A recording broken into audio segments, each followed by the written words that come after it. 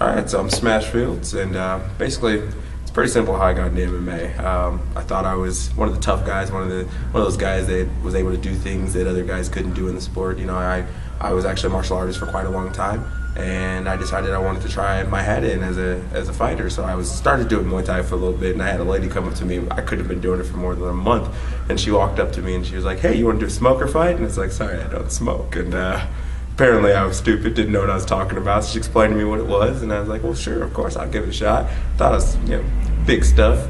Took the fight at 190 pounds. Did not make weight. I was about 195, 198 pounds. My opponent was like 211.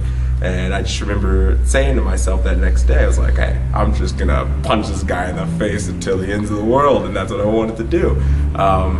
Got into the cage, and first round didn't go so bad. By not so bad, I mean I was throwing punches like I was Rocky Balboa, just big looping left hooks and right hooks, and well, that went well for a little bit, but I gassed out pretty quickly. Second round, I came out, and I remember my corner, Brett Valentine, all he told me was, "Just look out for his left hook. That's all he's got is the left hook." And I was like, all right. Got out there, and got hit with a left hook, and went down. It sucked for me, but afterwards I was told the guy was actually a professional MMA fighter, which I thought was a little weird that he could be doing a smoker fight, but that's not the point.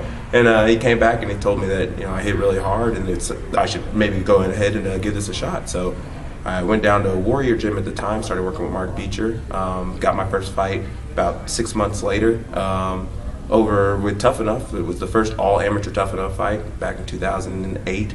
Went down there, had a nice fight with them against Justin Rowe. I call it a nice fight only because I promise you I was knocked out throughout the entire fight. Third round, somehow I managed to TKO him. Still don't remember the fight, but it happens. After that, man, I realized that this is what I wanted to do with my love. And of course, that's when things always, that's where you get tested. That's where the battlefield changes. I had the ability to go to USC and play football, and I figured that was the better route for me to do at that time. So I left the sport for a little while, went to go play football, and realized that that wasn't where my love was. My love was here fighting. So came back, came straight to Extreme Couture, and from that point on, man, I've really brought my game to a much better level with Dennis Davis and guys like that. Got to fight, got my first fight for LVMMA back again against Edwin Echeverria. Went out there, won in 47 seconds, which was quite a big deal for me, after a couple of trials that I went through right before the fight. And after that, fought for the 170 belt against Kavika Lagaska, fell a little bit short. And here I am today, realizing 5'9", a little bit shorter than guys at 170. So here I am at 55, fighting for the LVMMA lightweight championship belt.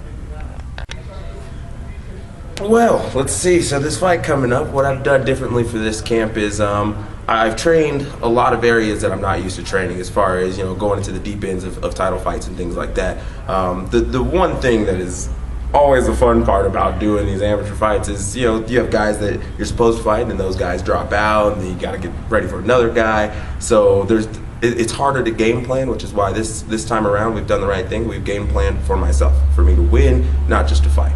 So that's one thing that's definitely been different, is we're training on not only the areas where I've been good at, but the areas where we make sure we put me into positions that I'm not so good in, so that we can make sure we train those and push me harder that way to make sure that if the situation gets to that point, I can get out of those situations. However, I think the most important thing about this camp has been the way that we've trained cardio and the way that we've just pretty much changed up myself as a fighter in general. I mean, I came from being just this wrestler who liked to take you down to all of a sudden being this guy who, he likes to throw his kicks, likes to stand and bang with you, likes to, punch you in the face.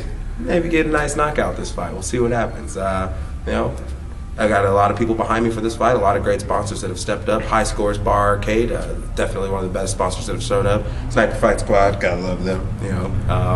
OFG as well. Just, different guys like that have really stepped up and have been able to back me in what I'm doing. So, man, I'm just getting ready for this fight. Jody Carter, Smash Fields, and all I can say is it's gonna be a barn burner. Can't wait.